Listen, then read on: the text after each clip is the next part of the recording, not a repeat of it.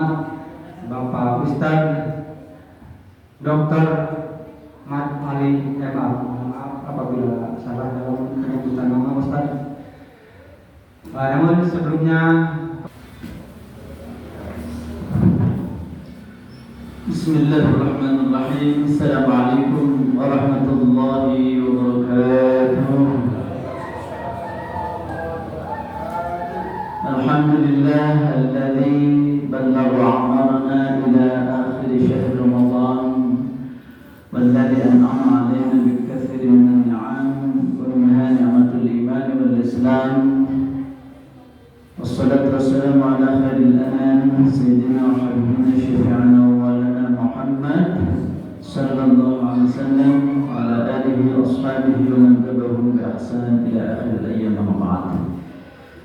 Hadirin kaum muslimin muslimat rahimakumullah, memang umur kita ini begitu cepat berlalu sehingga tidak terasa hampir 1 bulan kita selesai menunaikan sholat berjamaah tarawih saum Ramadan. Alhamdulillah, menunjukkan bahwa betapa kita memperoleh banyak anugerah nikmat dari Allah Subhanahu wa taala dalam mengeringan masa ditunda setahun. Dan sudah kumagi sehat, rezeki barokah, alhamdulillah terus yusran ya lekawai. Maka ilaha maka di mana akhir dari perjalanan hidup kita, yang jelas itu semua hanya Allah yang Maha Tahu. Sudah, ma tadri nafsun madza taksibu ghadan wa ma tadri nafsun bi ayyi ardin tamut.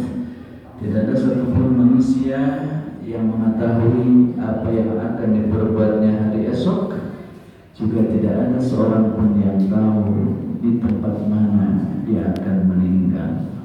Pokoknya siap Bapak Ibunya.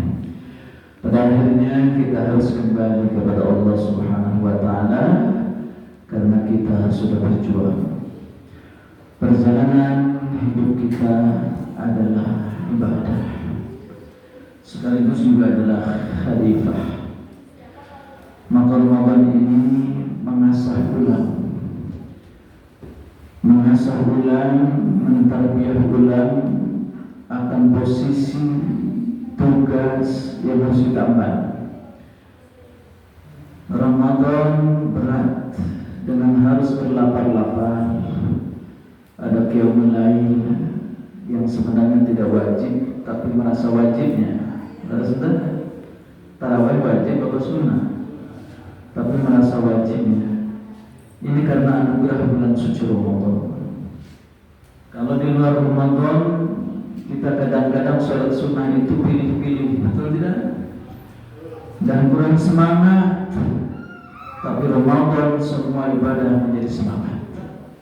Itu salah satu anugerah terbesar dari hikmah sholat adalah memberi spirit untuk berada dalam jalan kebenaran, kebaikan. Di luar Ramadan spirit itu kurang. Nah, oleh sebab itu kita maksimalkan Ramadan ini sebagai wahana tarbiyah untuk supaya kita selepas Ramadan lebih siap lagi menjalankan tugas yang lebih berat.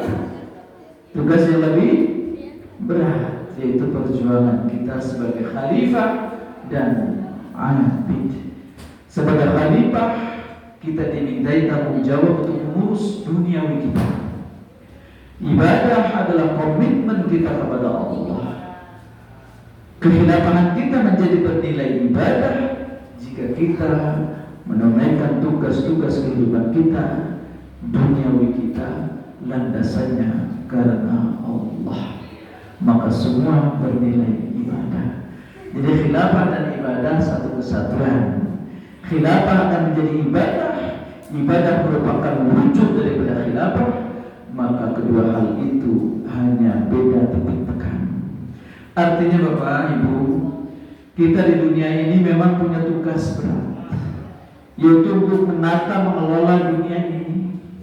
Jangan cuek kepada urusan dunia, sebab ini adalah lahan perjuangan. Jadi lahan perjuangan kita ini dunia, Pak. Kalau di dunia malas, akhirnya nggak dapat apa-apa.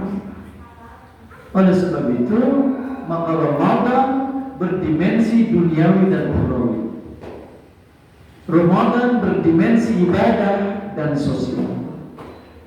Maka tadi disebutkan belum sempurna ibadah saum kita kalau berujungnya tidak ada ibadah sosial.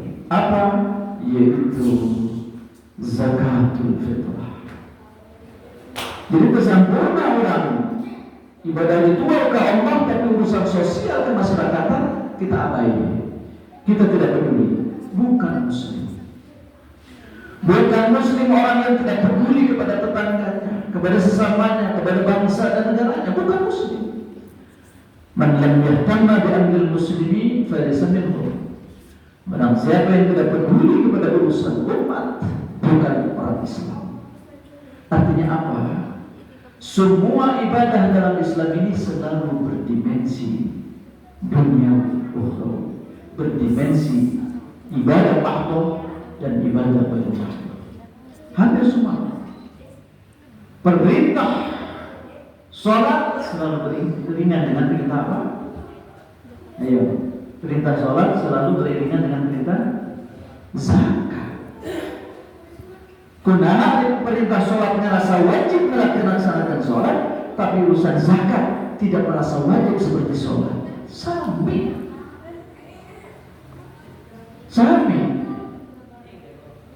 Kenapa urusan ibadah ritual di masjid merasa penting, sementara urusan negara dianggap abai, urusan ekonomi dianggap sesuatu yang bukan ibadah, sehingga umat Islam selalu kalah di antara ini. Dulu umat Islam itu menyatukan antara duniawi dan ukhrawi. Jadi zaman awal Islam, generasi awal tidak beda urusan dunia akhirat, karena tadi khalifah ibadah. Tidak sempurna kekhilafan kita tanpa ibadah, tidak sempurna ibadah mahdoh kita tanpa khilafah. Jadi umat terdahulu dua-duanya. Maka menjadi penguasa dunia, sehingga diberi kepercayaan oleh Allah untuk mengelola dunia. Akhirnya 2/3 dunia ada dalam kekuasaan umat Islam. Itu kenapa? Karena bagi umat Islam dunia ladang perjuangan untuk mencapai kebahagiaan akhirat. Jadi kalau Al-Quran turun, itu dimensinya dua, dimensi keduniaan dan dimensi keakhiratan. Oleh sebab itu Rasulullah cara mengajarkan Al-Quran tidak seperti zaman sekarang. Zaman sekarang kita nih belajar Al-Quran mengedepankan tekstualnya, terus betul tidak? Dan kita semangat membaca Al-Quran, semangat menghafalkan teks Al-Quran yang dalam bahasa Arab itu, betul tidak? Ketika ditantang tentang ada apa di dalamnya, kamu urusan yang lain, saya mau urusan menghafalkan Al-Quran dalam sebulan Ramadan ini sudah berapa kali hafal? Sekali, kemudian 2 kalinya, ada yang 3 kali. Pengalaman berjamaah sajus ewan beres apa ya, oke. Betul tidak? Baca langsung sajus tapi ngerasa sudah hafal Al-Quran. Ketika ditanya sudah berapa kali khatam tafsir Al-Quran, jawabannya halo Pak, terus sebenarnya khatam teks Al-Quran di macam Al-Fatihah ke Anas. Ustaz, paling tidak sedang memulai khatam. Jadi seumur hidup bersama kali khatam terjemah tafsir Al-Quran. Walana atau saja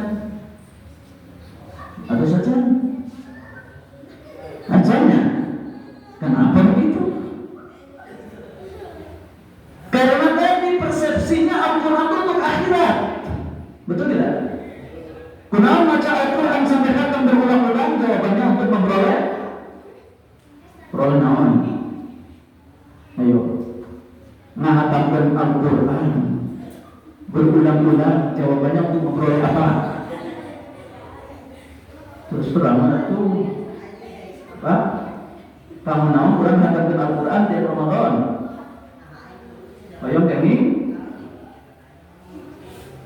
masuk pikir santaruan dulunya asa atasnya kalau nanti sesak ini ulangi untuk apa kita membaca Al-Quran sampai hatam berulang-ulang mobil khusus di bulan Ramadan pahala anak untuk dapat pahala kan di pahala ada menunjukkan bicara ke bumi sekedar mari dong kita terus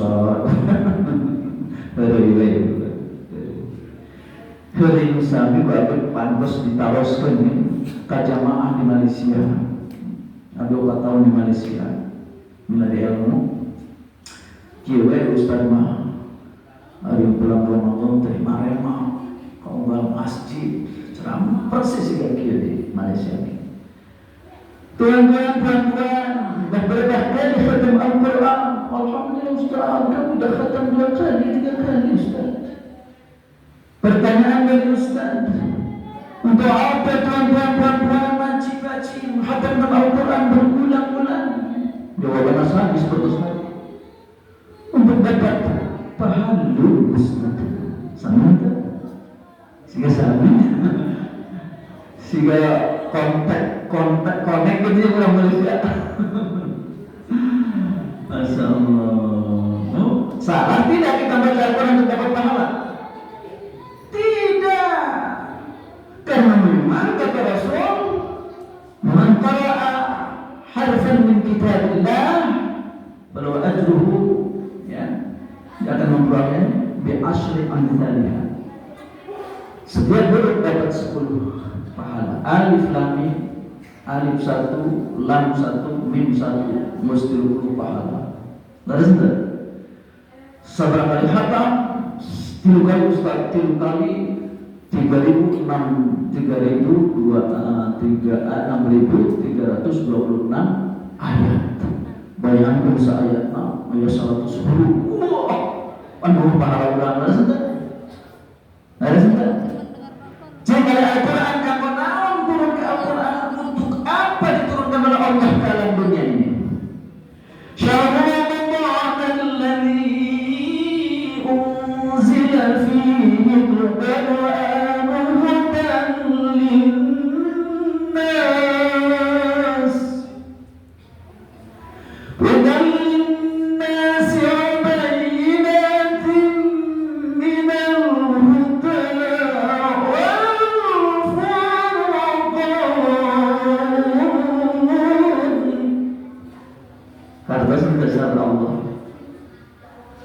Sasi Ramadan tadi menunsurkan Al-Quran karena naon saya Allah kanggo bacaan Ustaz ritual supaya sekali pahala itu kena Al-Quran tadi itu entahnya jadi nusalah Quran pada orang apa Al-Quran bingungnya Syahrul Ramadan bulan Ramadan bulan diturunkan Al-Quran peranannya hudan linnas. Terus petunjuk bagi seluruh manusia. Kan orang hebat manusia. Berarti petunjuk buat kita. Nah kenapa dipituduh na alim artinya dibaca? So karena ayat surat kepada presiden orang saya jadi pilihan tanah lega 2 hektar abdi masih hibah madamel pasangken surat ketambi ketua DKM bahagia tidak ketua DKM dapat surat dari presiden bahagia terus diamus ketua DKM terus beres disun ada suratnya terus beres disun disimpan di narak terus enggak isukan dari pas sholat duhur dibaca dari atas surat di presiden dan dengan bangga Terus itu simpen deui. Dan pernah apa mau kesina surat kesinanya tan sahektar datang presiden dengan dia berkaya laporan. Ayo kepada KM sudah dibaca surat saya. Sudah Pak Presiden, alhamdulillah tiap hari bahkan tiap waktu saya setiap selesai sholat saya baca surat dari Bapak itu. Saya simpan, saya beri minyak wangi, saya suang setiap selesai baca. Nah, hari Pak Nana harus mengangkat jam. Bingung kita itu. Bingung kita. Pan atas di Ausman, bahagia tidak Pak Presiden? Karena suratnya dibaca terus, diulang-ulang. Tapi tangan enggak ya. Jadi bilangnya, ambok apa kesal dari Pak Presiden? Halo? Hah? Bahagianya? Tidak. BKM-nya surat presidennya eta kenapa untuk dibaca unggul atuh. Oh sebagai ingin pahala setiap hurufna ingin 10 kebaikan kan dan Bapak. Tapi anak-anak anekdot yang salah dengannya Allah tidak begitu memang. Betul tidak? Al-Quran dibaca dapat pahala, cuma bukan sampai titik di situ. Inilah kelemahan umat Islam. Kelemahan umat Islam, kenapa sekarang umat Islam akhir zaman kalah, tidak menjadi pemenang, tidak menjadi pemimpin dunia. Padahal dulu generasi awal ketika Al-Quran dijalankan sesuai dengan peranan dan fungsinya, umat Islam menguasai 2/3 dunia. Itu selama 8 abad, 13 abad. Hebat tidak? Kenapa bisa menguasai dunia? Karena ngamalkan Quran sesuai dengan keinginan Allah. Kartos ya. Kartos sesuai dengan kehendak Allah. Jadikan Al-Quran pituduh hirup ker di dunia, lain ker di akhirat. Lamun Al-Quran ker kepentingan akhirat, kawin turun kenangan umuran bersemawat. Lalu semua. Lamun Quran berurusan akhirat diturunkan kayak orang terus naon dalam bahasa kayak turun Al-Quran. Di mana Al-Quran diturunkan? Di dunia, terus dunia. Balas enggak? Maka orang ternyata salah pendekatan dalam membaca Al-Quran. Karena Rasulullah SAW itu mengajarkan Al-Quran itu kepada sahabatnya 10 ayat dulu. Sesudah 10 ayat oleh Rasul diajarkan bagaimana cara mengamalkan 10 ayat itu. Kemudian oleh para sahabat dipahami, dihafal dan diamalkan. Sebelum mampu mengamalkan 10 ayat belum pindah kepada 10 ayat berikutnya. Orang mah merokok canggih ngamalkan hakam bersih. Nah, sudah. Bahkan budak-budak hatam kan gitu. Nah, jadi para sahabat mah gitu cara belajarnya. Dia berikutnya mengajarkan lagi 10 ayat. Sebelum bisa diamalkan 10 ayat belum pindah ke 10 ayat berikutnya. Begitu hadis dari Ibnu Abbas. Kata Ibnu Abbas, kami belajar Al-Quran itu 10 ayat. Rasulullah mengajarkan bagaimana mengamalkannya. Lalu kami pahami, kami hayati, kami hafal, kemudian kami amalkan. Kami belum berani mengambil ayat berikutnya sebelum bisa mengamalkan 10 ayat. Pernah itu orang diajar Quran. Boro-boro tafsir terjemahan Papa Lataki itu berdaya maca, betulnya. Betul tidak? Ayo para ulama yang tafsir terbaca, apa terbawa-bawa? Halo? Para ulama tanya tafsir para nabi saranae tuh pada dipakai Pak halus-halus sudah. Kerpolotokeun apa terbaca? Saya tahu Pak Ibu, saya kalau dikit. Cina namanya di penghujung Ramadan, mari kita mengubah persepsi, mengubah sikap. Bagaimana kita berinteraksi dengan Al-Quran, bukan sekedar puas kita telah menyelesaikan khatam Al-Quran, tapi harus terus kita selami, kita dalami, dan ujungnya kita amalkan sehingga Al-Quran menjadi pedoman hidup kita yang mampu meningkatkan ya, diri bangsa ini menjadi bangsa yang hebat, yang berkuasa. Jangan menjadi bangsa yang terjajah terus. Jangan terjadi yang terjajah terus. Kita harus menjadi berdaulat, bangsa berdaulat, bangsa yang punya kekuasaan, bangsa yang kaya raya, bangsa yang mampu mengelola dirinya sendiri, sehingga kita menjadi bangsa yang mulia di hadapan bangsa-bangsa lain dengan kembali kepada Al-Qur'an. Terus saya ditanya, Ustaz, senang Ustaz saja mengatakan mereka wayah kiu dan ceramah. Ustaz Iwe terakhir terakhir ini apa unang-unang kumpul ya, unang-unang kumpul, maka kita belajar Al-Quran dengan sebenar-benarnya, haqqan tilawatihi, yatlunahu haqqan tilawatihi, kata Allah, membaca Al-Quran dengan baca yang sebenarnya, yaitu mengikuti ajaran Al-Quran. Aku berkata wa astaghfirullah. Assalamualaikum warahmatullahi wabarakatuh.